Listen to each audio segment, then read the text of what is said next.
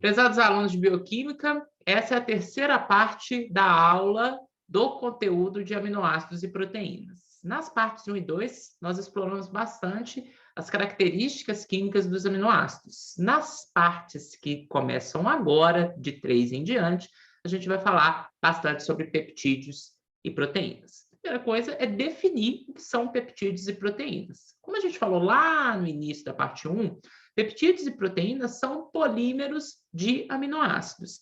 E a gente vai ter esses peptídeos e proteínas, esses polímeros, com diferentes tamanhos. A gente encontra peptídeos com 2 aminoácidos até peptídeos, proteínas bem complexas e grandes, com até 3.000 aminoácidos.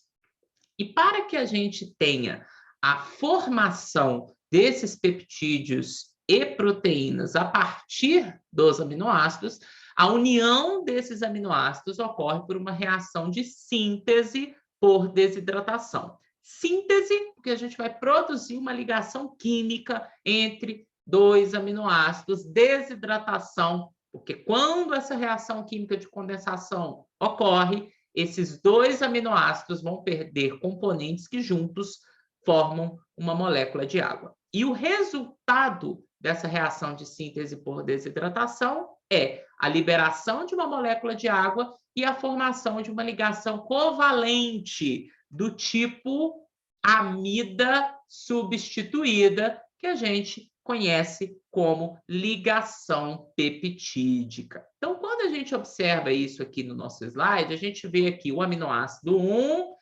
Rafael, relembra aí os grupos do aminoácido, porque já está tão longe da videoaula 1 que a gente já esqueceu. Agora, carbono alfa, grupo amino, grupo carboxila e radical do aminoácido 1, o hidrogênio ligado ao grupo alfa, o carbono alfa aqui. No aminoácido 2, grupo amino, carbono alfa, hidrogênio ligado ao carbono alfa, grupo carboxílico do aminoácido 2 e o radical do aminoácido 2.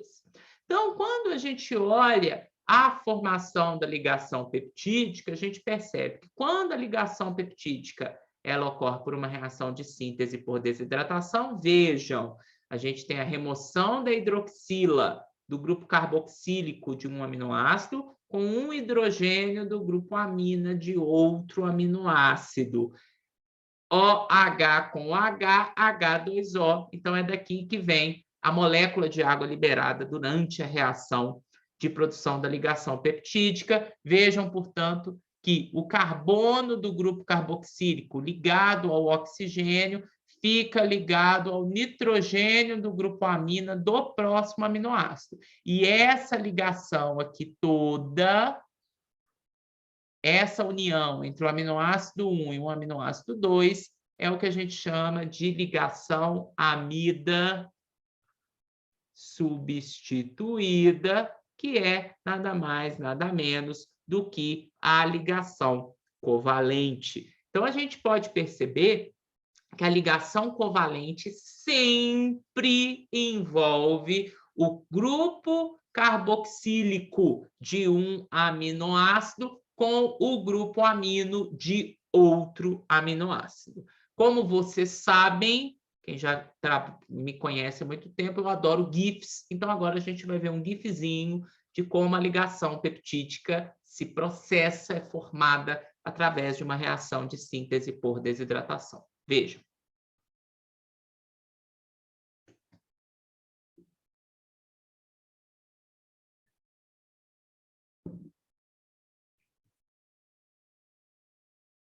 Mais uma vez.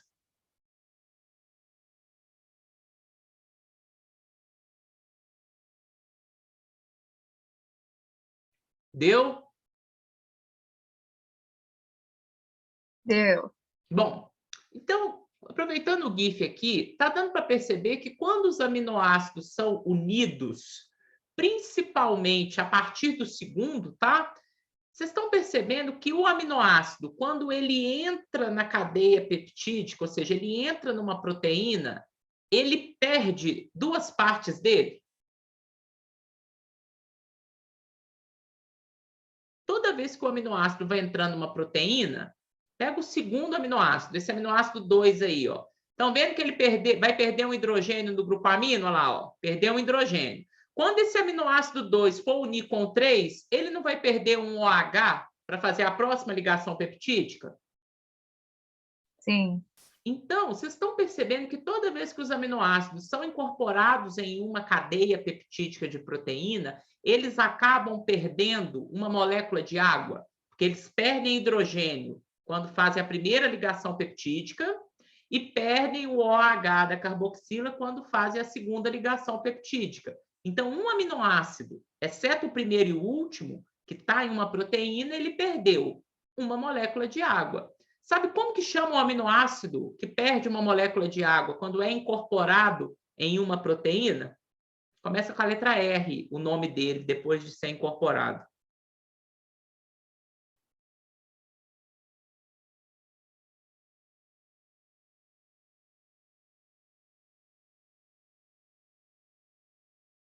Não?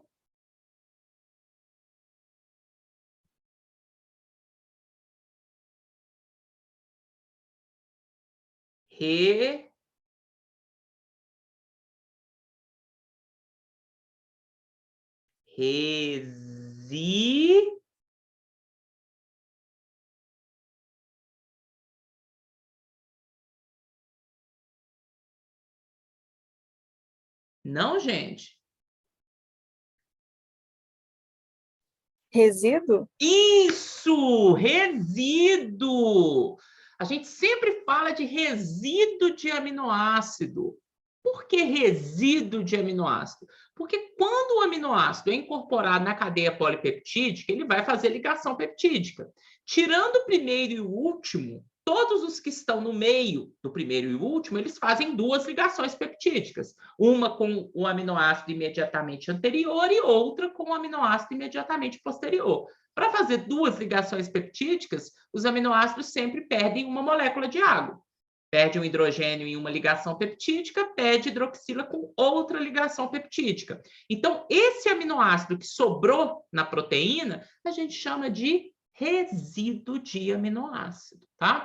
Então, os aminoácidos ligados em peptídeos ou em proteínas, exceto o primeiro e o último, eles perdem elementos de água. E o que sobra na proteína a gente chama de resíduo de aminoácido. Então, muitas vezes vocês vão vir falar que a proteína tal é formada pelos seguintes resíduos de aminoácido. Por quê? O que ficou na proteína é um aminoácido com menos um elemento de água, porque ele perdeu esse elemento de água ao fazer as duas ligações peptídicas que ele estabelece para participar de uma cadeia de aminoácidos em um peptídeo ou em uma proteína. Como eu disse para vocês, o primeiro e o último são resíduos de aminoácidos diferentes, porque eles não perdem uma molécula de água. Vejam que o primeiro aminoácido de uma cadeia polipeptídica, que é esse daqui que eu estou circulando, ele é o que a gente chama de resíduo aminoterminal, também conhecido como extremidade aminoterminal ou extremidade N-terminal. Vejam que esse aminoácido ele tem algumas características interessantes. Ele tem o grupo amino protonado e ele não perdeu uma molécula de água. Ele, na verdade, só perdeu aquela hidroxila que ele tinha quando ele fez ligação peptídica lá entre o grupo carboxila dele e o grupo amino do próximo. Quando a gente vai para o final de uma cadeia peptídica, a gente está falando da extremidade carboxiterminal ou extremidade C-terminal. Vejam que a extremidade carboxiterminal, ela tem o grupo carboxila no seu estado desprotonado. E vejam que esse aminoácido, esse resíduo carboxiterminal, ele também não perdeu uma molécula de água. Ele perdeu apenas um hidrogênio da sua amina quando ele fez ligação peptídica com o penúltimo aminoácido da cadeia. Então, a gente percebe que essas pontas da cadeia polipeptídica, esses polos da cadeia polipeptídica, representam também o que a gente chama de extremidade amino livre. Por que, Rafael? Porque ele tem um grupo amino que não está ligando com ninguém, que não faz ligação peptídica com ninguém. É uma ponta amino livre, que está no resíduo de aminoácido N-terminal da extremidade amino-terminal. Lá do outro lado, a gente também tem uma ponta carboxila livre, que está no resíduo de aminoácido C-terminal da extremidade carboxiterminal. E por convenção, nós temos aqui que o aminoácido localizado à esquerda de uma cadeia polipeptídica, o primeiro deles à esquerda, é sempre a extremidade aminoterminal, e o aminoácido localizado na direita de uma cadeia polipeptídica, ele sempre representa o resíduo de aminoácido C-terminal. E dessa forma, a ponta das cadeias polipeptídicas sempre tem um grupo amino livre protonado e na outra ponta um grupo carboxila desprotonado. Ok? Ok. Rafael, eu estou com uma dúvida. Esse grupo N-terminal, ele não se liga com o grupo carboxiterminal, tipo, formando como se fosse um ciclo? Não. Porque eles estão muito distantes na cadeia e a única força que ia atrair eles eram interações eletrostáticas. E no meio da cadeia, Natan, vai ter outras interações muito mais fortes do que uma atração eletrostática entre carga positiva e negativa, que podem estar a 3.000 aminoácidos de distância. Se uma ponte de sulfeto se forma aí no meio, ela é muito mais forte, porque ela é uma ligação covalente do que uma atração eletrostática, ok? Ok. Aí, no caso, poderia acontecer de, por exemplo, um grupo N-terminal se ligar com um grupo carboxiterminal de outra cadeia peptídica, formando um peptídeo novo, por exemplo? Se isso acontecer, o que que é? Olha, Vai ser uma ligação peptídica. ok. Porque ligação entre grupo carboxilo e grupo amino é o quê? Ligação peptídica. E aí você tem uma proteína formada por uma única cadeia de aminoácidos que foram sintetizadas separadamente, mas continua sendo uma única cadeia de aminoácidos. Ok? Ok. É uma outra pergunta. Para a ligação, para a síntese por desidratação acontecer, o, os dois aminoácidos, eles têm que estar na forma hidratada? Sim. Olha Ok. lá. Porque se você não tem a forma hidratada, você não tem o grupo hidroxila e o grupo amino. No caso do grupo amino, ele pode estar na forma protonada, NH3, que ele ainda consegue fazer a ligação peptídica. Agora, o grupo carboxílico, ele tem que ser COH, senão ele não tem a hidroxila para fazer a ligação peptídica. Ok? Ok. Bom, perguntinha, gente. Aqui nesse slide, a gente tem marcado em rosa as cadeias laterais dos vários aminoácidos. Então, na prova, se for presencial, principalmente aí para os meus alunos de medicina veterinária, que podem acabar fazendo essa prova presencialmente, a gente tem que olhar para esses aminoácidos e saber o que eles são. Então, na hora de pegar uma cadeia dessa, vocês têm que saber que essa cadeia polipeptídica, na extremidade aminoterminal, tem uma serina, em seguida tem uma glicina, em seguida tem uma tirosina, em seguida tem uma alanina e no final tem uma o quê? Leucina. Então, pode ser que em uma prova presencial Eu dei uma cadeia peptídica e você tem que me falar qual é o aminoácido da ponta aminoterminal, qual é o aminoácido da ponta carboxiterminal, quais são os do meio. Eu ponho uma seta em um resíduo de aminoácido e pergunto de qual aminoácido ele derivou. Então, como eu disse, em provas presenciais é importante saber todos os 20 aminoácidos. Bom, pergunta para os que estão assistindo aqui. A ligação peptídica, que é uma ligação covalente, vocês acham que ela é muito estável ou pouco estável? Melhorando a minha pergunta, vocês acham que é fácil hidrolisar uma ligação peptídica?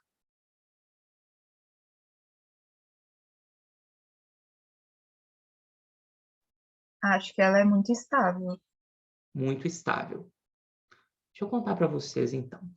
Quando você tem aqui um peptídeo aqui formado por 3 aminoácidos, que tem 2 ligações peptídicas, para ele ser hidrolisado, ou seja, sofrer quebra na presença de água, você tem que colocar 6 mol de HCl, aquecer o sistema por 110 graus por 16 a 72 horas, para que você veja, né, perceba a hidrólise das 2 ligações peptídicas, liberando 3 aminoácidos isolados no ambiente. Então, assim, você tem uma condição de alta acidez, uma condição de alta temperatura e ainda demora muito tempo para ter uma hidrólise espontânea de ligações peptídicas. Óbvio que dentro da célula, nas condições celulares de pH fisiológico, temperatura fisiológica, a ligação peptídica é extremamente estável. Mas aí, na hora, bateu na cabeça de vocês. Mas espera aí, eu como proteína e eu faço a digestão de proteína em aminoácido que o meu intestino absorve, e isso acontece no meu corpo. Então, como que o corpo, em condição fisiológica, consegue quebrar essa ligação que é tão estável nessas condições? É a grande importância de certas enzimas, certas peptidases, que vão atuar no caso do corpo humano, principalmente no estômago e lá no duodeno, que são enzimas que vão catalisar essa hidrólise de ligações peptídicas, permitindo com que essas proteínas dos alimentos sejam hidrolisadas nos seus peptídeos e, no final, nos aminoácidos constituintes, permitindo lá na mucosa intestinal jejunoíleo que esses aminoácidos sejam absorvidos, tá? E óbvio que uma proteína hidrolisada por essas peptidases vai liberar centenas, às vezes milhares de aminoácidos no seu processo de digestão. Então, de fato, a Evelyn tem razão, a ligação peptídica ela é extremamente estável, ok? Ok. Bom, quando a gente pensa, então, num peptídeo, numa proteína, o que vai definir o caráter ácido-base de uma proteína, de um peptídeo? Pensa, eu estou falando agora de uma proteína, de um peptídeo formado por vários aminoácidos. O que define o caráter ácido e base dele? O grupo lateral dos aminoácidos. O grupo lateral de todos os aminoácidos individuais, concordo, mais o quê?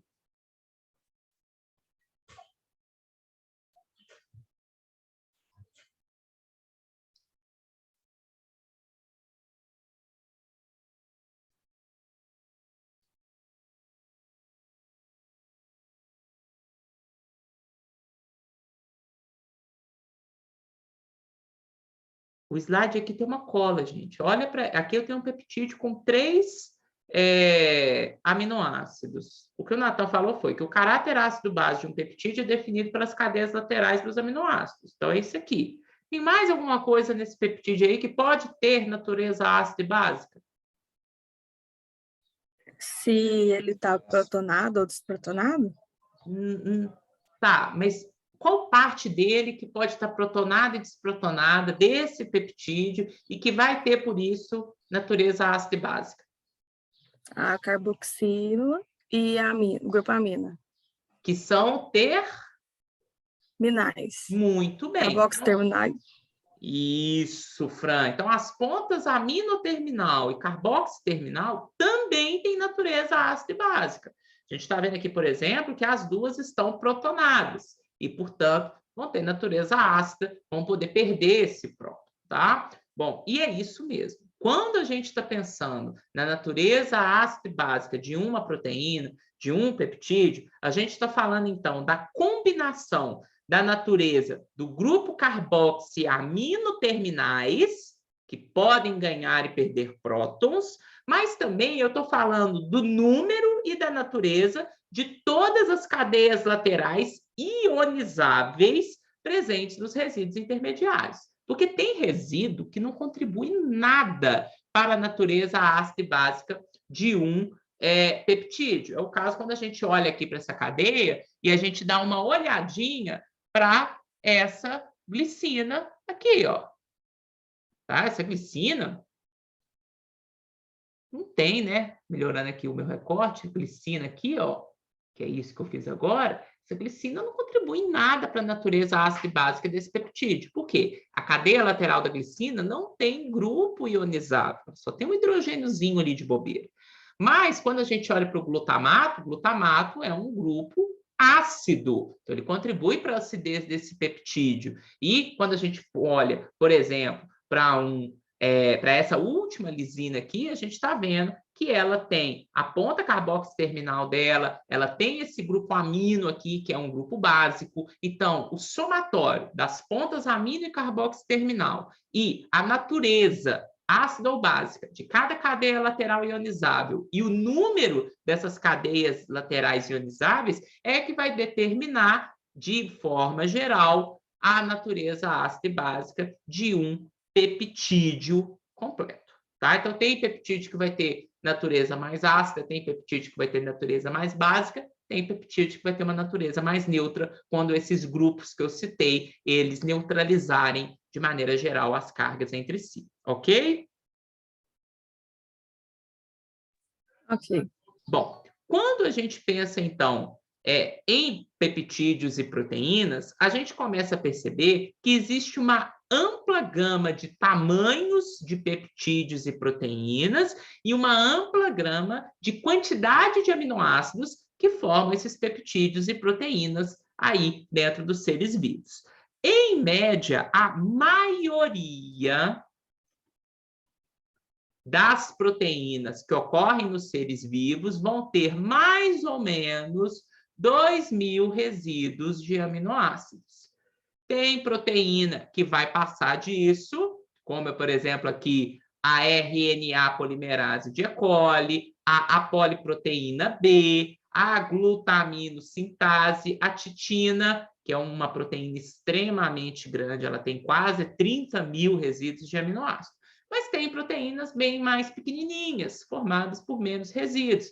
É o caso do citocromo C, que vai estar lá na cadeia respiratória, da lisozima, da mioglobina e outras aqui que estão colocadas nesse slide, tá? Então, você tem proteínas, peptídeos que ocorrem em uma ampla gama de tamanhos, de quantidade de aminoácidos e também, quando a gente compara a composição de aminoácidos desses peptídeos e proteínas, a gente começa a perceber que eles também variam na quantidade relativa de cada um dos aminoácidos.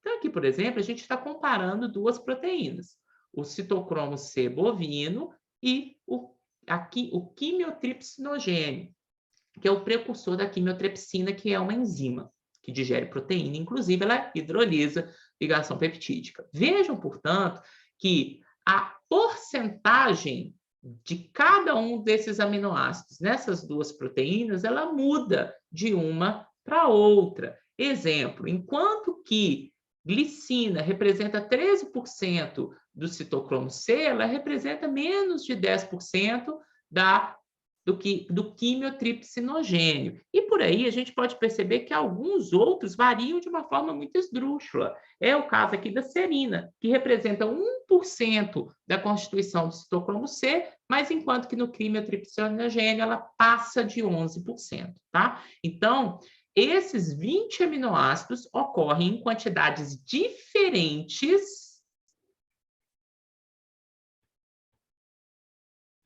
quando a gente compara a constituição das proteínas. E nesse slide, a gente tem uma frequência relativa média, tá? Dos aminoácidos aqui nas categorias, né? Dos altamente hidrofóbicos, a frequência relativa deles, dos menos hidrofóbicos, a quantidade relativa deles, os altamente hidrofílicos, os de caráter ácido e os de caráter básico. A gente percebe que, em média, alguns aminoácidos são muito raros, outros são bem mais comuns, tá? Quando a gente percebe a participação deles nas proteínas, ok?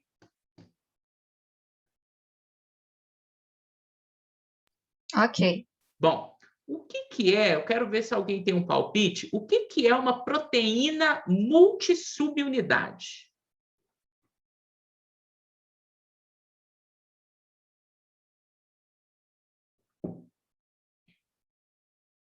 Que tem uma alta diversidade de aminoácidos diferentes? Não. Presta bem atenção. Multissubunidade.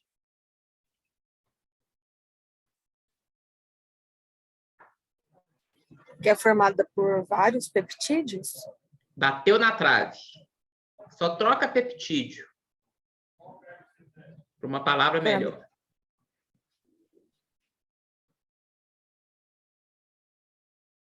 A hemoglobina é um exemplo, gente, de uma proteína multissubunidade. Diferentes grupos polipeptídeos. Ótimo, mas eu vou usar o termo mais correto para grupos polipeptídicos, que é cadeia de aminoácidos. Então, o Natan acertou. Uma proteína multissubunidade, pessoal, é uma proteína que pode conter mais de uma cadeia de aminoácidos, mais de uma cadeia polipeptídica. Então, quando a gente pega essa tabelinha aqui, a gente vai ver que algumas das proteínas dela são proteínas multissubunidades, porque elas são formadas por mais de uma cadeia de aminoácidos. É o caso da quimiotripsina, uma enzima produzida pelo pâncreas, a hemoglobina, que é uma proteína localizada nas hemácias, é uma proteína que é envolvida no transporte de oxigênio, a hexoquinase, que ela vai fosforilar certos substratos, a RNA polimerase de E. coli e a glutamina sintetase. Então, vejam lá, na última coluna dessa tabela, o número de cadeias polipeptídicas que formam essas proteínas que eu chamei a atenção aqui, e vejam que é um número acima de 1, portanto, todas elas são exemplos de proteínas multissubunidade, ok? O que é uma proteína conjugada?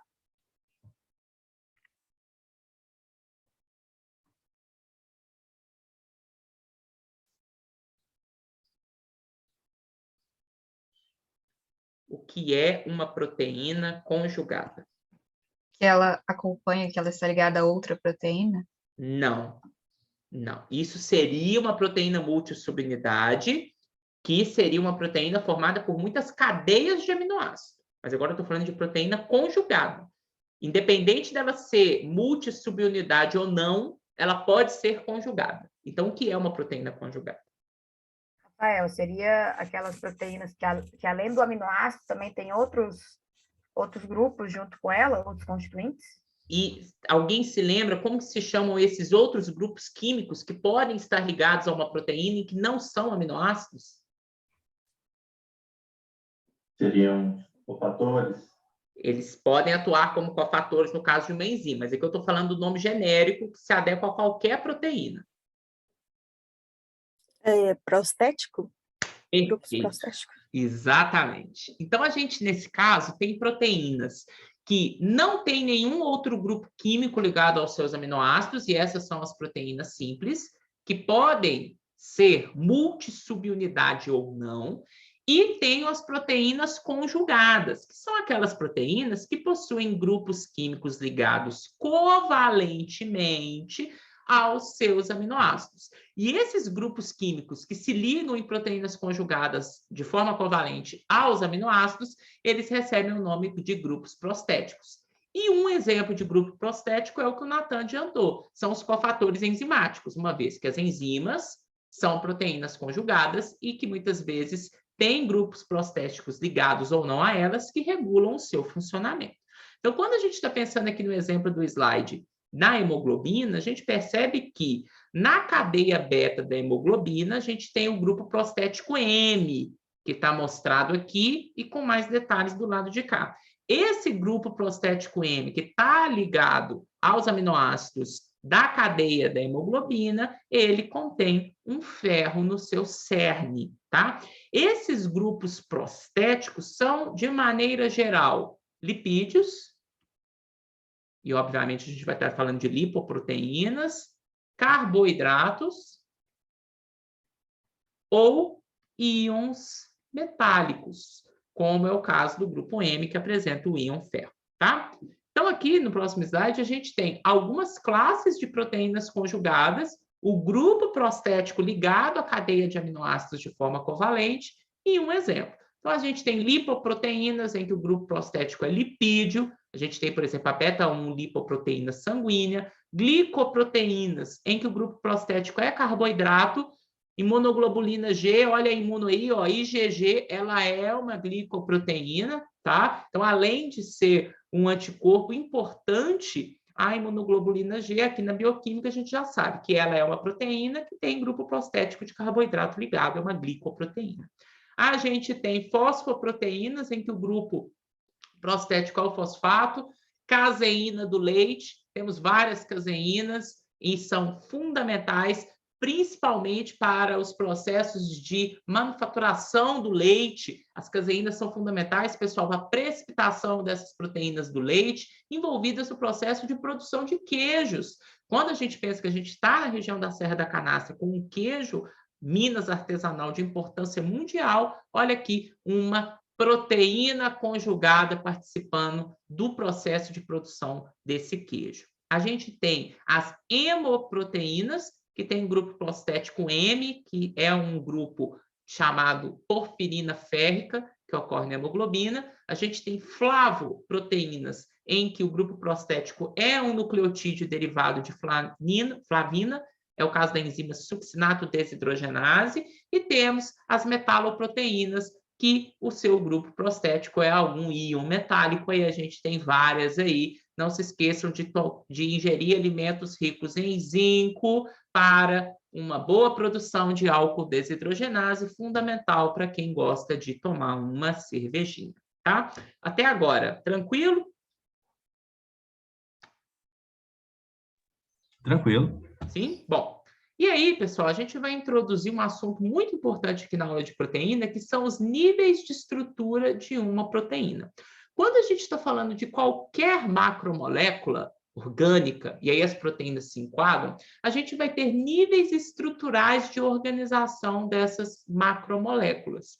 E esses níveis estruturais de organização de macromoléculas, eles são descritos em níveis hierarquicamente organizados de complexidade. E, geralmente, na hora da gente descrever esses níveis, a gente vai falar dos níveis hierárquicos de estrutura primária, que são menos complexos, em direção aos níveis de organização terciária e quaternária, que são de complexidade maior. Isso quer dizer mais complexos. No caso das proteínas, todas as proteínas vão ter obrigatoriamente 3 níveis de organização hierárquica de nível estrutural de complexidade. Toda proteína tem, portanto, o nível de estrutura primária, o nível de estrutura secundária e o nível de estrutura terciária. Quando a gente está falando de proteína subunidade, ou seja, proteína formada por mais de uma cadeia polipeptídica, e só para elas existe um 4º nível de organização, que é a organização de estrutura, nível estrutural, estrutura quaternária, tá? Por isso que a estrutura quaternária só se aplica para proteína subunidade. Quando não é uma proteína subunidade, o nível de organização mais complexo é a estrutura terciária, tá? Bom, o que é o nível de organização de estrutura primária? Nada mais é do que a sequência de resíduos de aminoácidos que formam a cadeia polipeptídica daquela proteína, ou, no caso de uma subunidade, as cadeias polipeptídicas que formam ela. O nível de estrutura secundário se aplica ao arranjo espacial de radicais de aminoácidos que estejam localizados próximos em uma cadeia de aminoácidos que forma essa proteína, determinando um arranjo tridimensional. Quando eu vou para o nível de estrutura terciária, eu também tenho um arranjo espacial de aminoácidos que formam essa cadeia, porém, por relação e interação entre aminoácidos que estão distantes na cadeia polipeptídica. E quando eu estou falando de estrutura quaternária, eu estou falando do arranjo que as várias subunidades de uma proteína subunidade assumem quando estão reunidas. Na próxima videoaula, a gente vai explicar cada um desses níveis com bastante detalhe. Não deixem de assistir a quarta parte desse conteúdo. Até lá!